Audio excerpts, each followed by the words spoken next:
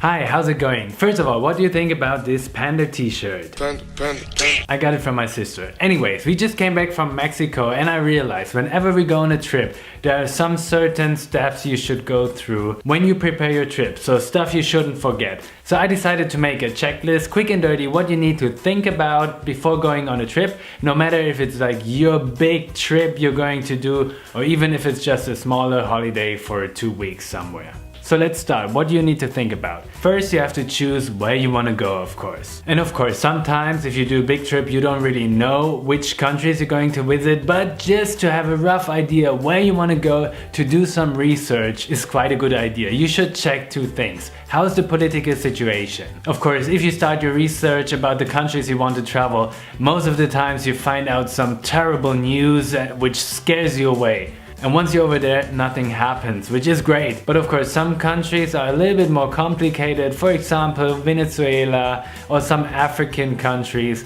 Here you should really do some research if you want to go there. The second thing you need to read about is the season. What time is a good time to go to the country? Because of course you don't want to be somewhere if the rain season starts. I mean, maybe you love storms or hurricanes, so this would be your season.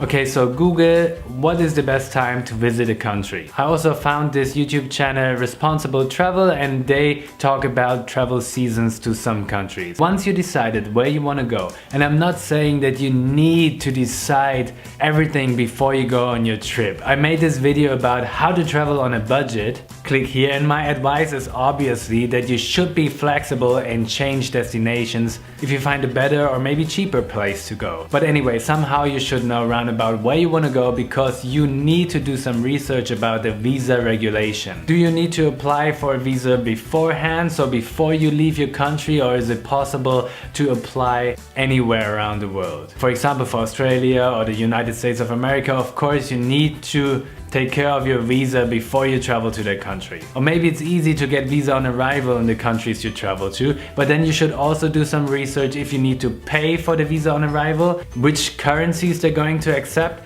We had this in Madagascar. We arrived and we didn't have any money. For some countries they even want to have some photos that you get your visa on arrival. Also do some research about transit visa. Do you need it? For example, if you have a stopover in the United States of America, you need a transit visa, and in some other countries as well. You should also go to your travel doctor and talk to him and check out which injections you need for a country. Of course, there's some injections you cannot avoid. For example, for Southeast Asia, I made this video, and this is your own health, and of course you want to take care about that. But what happens as well, for example, if you travel around Africa, it could happen that you need an injection to enter a certain country if you traveled through some other countries in Africa before. So for example, if you go to a country where there is high risk of yellow fever, you need that injection not only to protect yourself, but also you need that proof to enter some other countries around that area. They don't want you to enter if you maybe got yellow fever. Also something really important, check your expiry date of your passport. Before going to Madagascar, I forgot to do this, and yeah, I got quite in a hurry. Also in some countries, you're not allowed to enter if your passport expires in less than 6 months. Get a travel insurance. Of course, for health reasons again, sometimes nothing happens. And now in Mexico we had to call the doctor. Now we're happy we got this insurance. And also think about getting an insurance for your luggage if something gets stolen, or even if your luggage doesn't arrive on the same day as you arrive, you can buy like all the stuff you need and your insurance pays for this. Get a credit card of a bank which allows you to withdraw money for free all around the world. We got this. And another tip is get a backup credit card in case you run out of money on your main credit card. This happened to us every now and then, so that you're not getting a heart attack how to pay the bus or the hostel or whatever. Have your backup credit card ready, and also write down your codes or PIN codes for your credit cards. I didn't remember mine just right now the last trip when we went to Mexico. Write it down. There's a good app called 1Password. I also made this video about travel apps over here. Another tip to always be safe. Make some copies of all your documents, insurance, passports, everything, and save it. Upload them to Google Drive, for example. Get like a travel adapter that you're able to charge your devices all around the world. And don't forget to take a power strip with you, as most of the times you're not at your hostel for a long time, so you want to charge several devices at the same time. If you need more tips like for your packing list, check out this video. Then of course a good tip is to learn some phrases of the countries you travel to, that you can speak a little bit of the local language.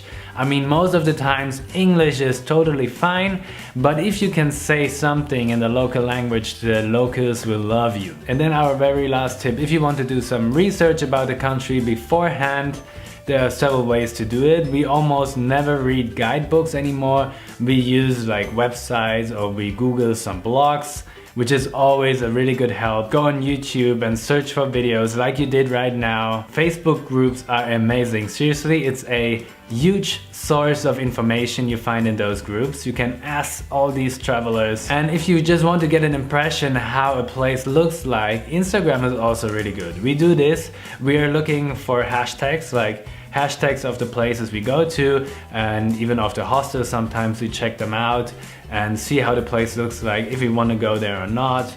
This was a quick guide how to prepare your trip. I also summarized this in the description, so you can copy paste this. If this video helped you, please give me a thumb up, because this actually helps me. If you have a question, just post a comment. And yeah, if you want to see more travel videos, if you need some more information, subscribe to my channel. Thank you so much for watching, and enjoy your next trip.